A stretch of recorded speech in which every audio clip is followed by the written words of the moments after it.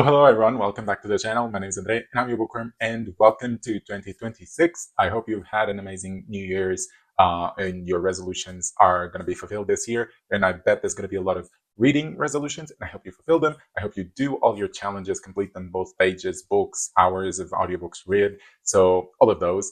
And this year we are starting the channel with a book wrap up, or more or less a yearly wrap up of 2025. Just see a bit of stats like I usually do at the start of the year. And don't worry, next week we're going to have a book review as per usual. But let's get this going. So usually I do my wrap-ups on the Storygraph. If you don't know this website, I really recommend it. It's kind of like Goodreads, but I think it's slightly better because first, it allows you to do half-star and quarter-star ratings. So you can do 3.25 or 4.75, all of those. And which really helps because some books you can't really give 3 or 4 and it's right in the middle, and Goodreads doesn't allow that. The other thing is, if you like looking at your stats, then the Storygraph has a lot more stats than Goodreads, and I think some of the interface is also better. It could be improved, of course, but that I hope it is. I mean, the developers are constantly putting new features in, so this is not sponsored by them, by the way. This is just me saying how much I like this website. But let's get going. So 2025 reading wrap up. It says congratulations on a great reading year. Thank you. I didn't complete any of my challenges. I had challenged myself to read 80 books. I read 63, so way below what I wanted to. And the pages, I think I was at 32,000 as a goal, and I read 29,980. It's okay, not every year we can complete. This year there was a lot of traveling, which always hinders my reading, and also a lot of work, which of course stops me from reading as much. Anyways, the first book I read in 2025 was Artemis by Andy Weir, which wasn't the best read to start the year with. And my last book was volume 83 of One Piece, which is full on to the Big Mom arc and Cake Island, and I'm really enjoying it.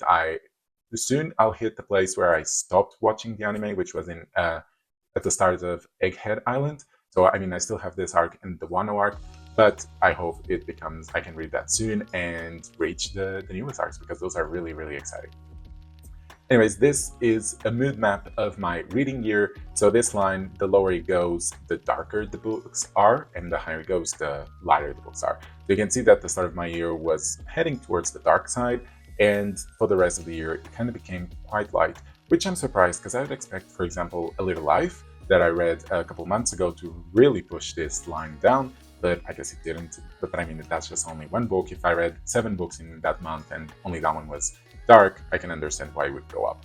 Anyways, it's always good to see how my moods change with what I read. And this is just how many books and pages I read across the year. So you can see that February was a big reading month where I read 10 books and around 4,500 pages, which is a lot. And then it kind of crashed in March, which was a month that I was away in Sydney for work, so couldn't really read as much.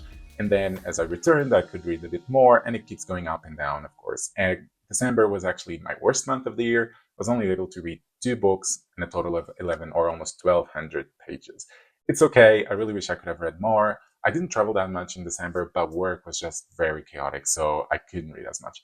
Luckily, in November, I was also able to read quite a bit. And another point was that the books I was reading towards November, December kind of put me on a slump, so my reading slowed down because of it. And that was mostly the Dragonbone Chair, which I have a review on the channel. You can check it out.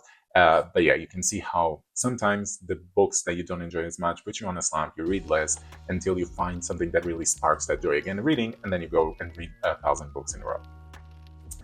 Anyways, these are the genres I spent most time in 2025. Fantasy, of course, and then 28 manga volumes, which were all One Piece, because I'm trying to reach the up-to-date volumes. I only read 6 science fiction novels, which is very, very low. I hope I can read more this year. I mean, I'm currently, I've read already the Howling Dark by Christopher Rocchio. I was forgetting the name of that book, and I will release a review soon. But I hope with more of those books, since I have a lot of them, I can read more science fiction. And I've also read 5 historical novels and 4 LGBTQIA+ related novels. Hopefully I can keep these stats up. I like to try a bit of different genres from time to time, which usually are just recommendations from people that have read books and recommend them to me, and I always enjoy reading books that friends recommend. One good thing about the Storygraph is, if I actually wanted to check which books these are, I can just click these categories, and it could take me there. I actually don't think it allows me to do that on the wrap up, but it allows to do on the stats actually, which I'll show you soon. Anyways, the longest book I read was Lord of the Mysteries Volume 3, which was a total of 2,219 pages, which is so long. And of course, it took me a long time to read. And the shortest one was a volume of One Piece, of course, because manga is always quite short.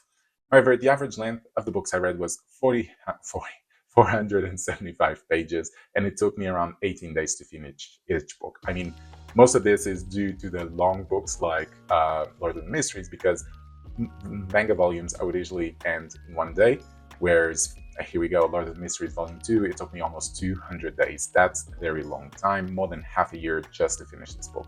Of course, now the volumes of Lord of the Mystery are becoming shorter, so I'm taking less time to read, and I'm also reading quite a lot more, I think. So hopefully next or this year, this number will be a lot lower. This is the authors I spent most time in 2025. Eiichiro Oda, which is the author for One Piece, of course, with 28 volumes. I read 5 volumes of 5 books of George R.R. Martin, which were the Song of Ice and Fire series, starting with Game of Thrones. And I read 4 books by Ken Liu, which was a surprise. I really enjoy Ken Liu's writing, and I've read the 3rd volume of the Dandelion Dynasty called The Veiled Throne, which the review should come out next week. So keep an eye on if you're curious about what I think, which is positive, but maybe not as positive as you think it might be. And this is my average score of 2025, which is 4.4, which I enjoy. I mean, a lot of the books I read, I know that they're at least decent to good because I've seen them either on booktube, recommendations from friends, or I trust the author to produce something of good quality. So it's normal for my scores to go a bit higher and tend to be a bit biased towards the upper parts. And then these are just the books I gave a 5-star. Of course, Game of Thrones, amazing book.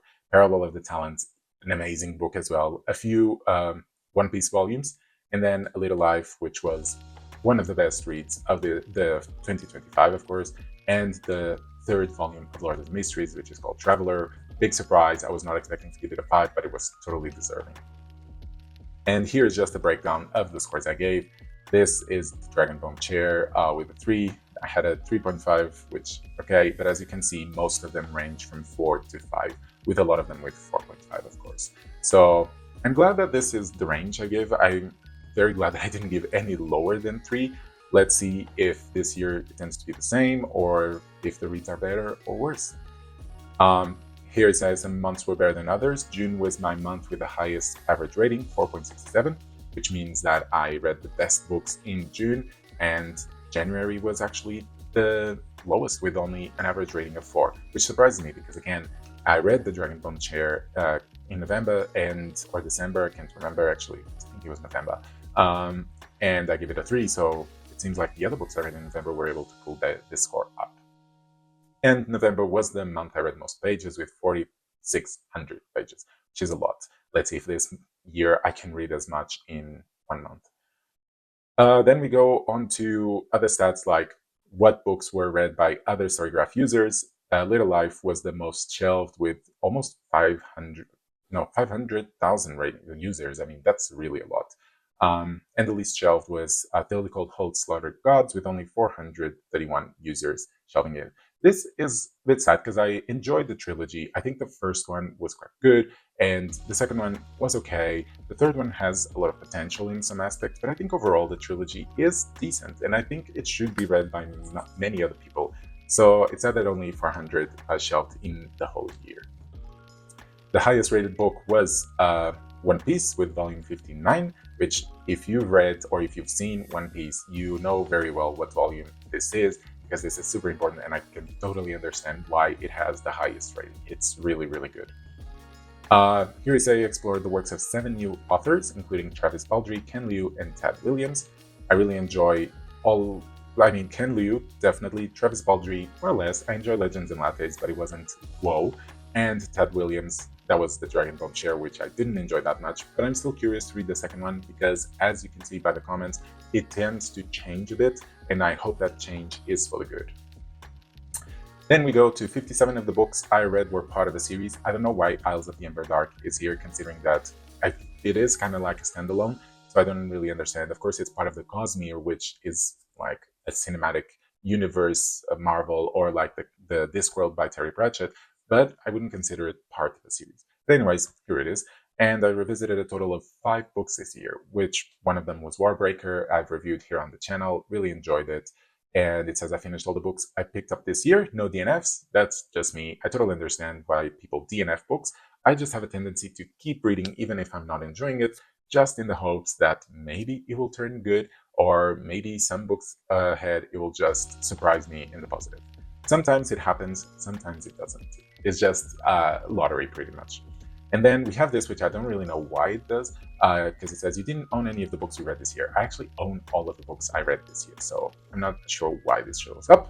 And then we have just the books I read in 2025, but I mean, you've known most of these since I've reviewed here on the channel, and that's pretty much it. If we go to the stats, just so I can show you a bit of the other things that it shows, because it shows more in detail other categories. So for example, here, and what I was saying is there's also pace, page number, if it's fiction or non-fiction. But here, for example, when I was trying to click and it wasn't giving me the books, now it does. It's on the stats page that it then shows you which books are historical. I don't know if I'd consider the trilogy of Philip Goldholz as historical. It has some aspects of it, but I don't know if it's really historical, and Babel, not as much. Blackout 100% is very historical. But yeah, so you can just dissect your stats even more with the story graph, which I really appreciate because I think it's a really cool feature. And I think with this, because it has so many different categories, so for example, here you can say the mood of a book, if it's adventurous, dark, lighthearted, funny, tense, whatsoever. But by having these categories, maybe it will help to recommend you books more accurately. So for example, if I want something that is challenging to read, which sometimes you're in the mood for it, here you go, you have Judas Unchained, Gardens of the Moon. I think these two are quite challenging. This one is challenging for other reasons, and so is Parable of the Talents. The Grace of Kings is also challenging because there's a lot of names to memorize, but after that, the series becomes amazing. So as you can see, there's all of these that you can dissect, find books that are better recommendations for you if you don't have anyone to recommend, or if you don't like my recommendations, but I hope you do, because that's my job here, is to recommend you books and hope you enjoy based on how I review them. But anyways, these are just things, and you've seen most of these already. So you can also click on here and it will show you which books you gave the score. So Artemis with a 3.5. But anyways, this is all. Let me know what you think. Comment down below. What are your stats? How many books have you read in 2025? How many pages? What are your challenges for 2026? So yeah, I want to know all of it. Let's start chatting and let's help each other complete these challenges. So let's go for it. If you're new, don't forget, subscribe, like the content, and I shall be seeing you on Thursdays and Sundays. Okay? See you soon.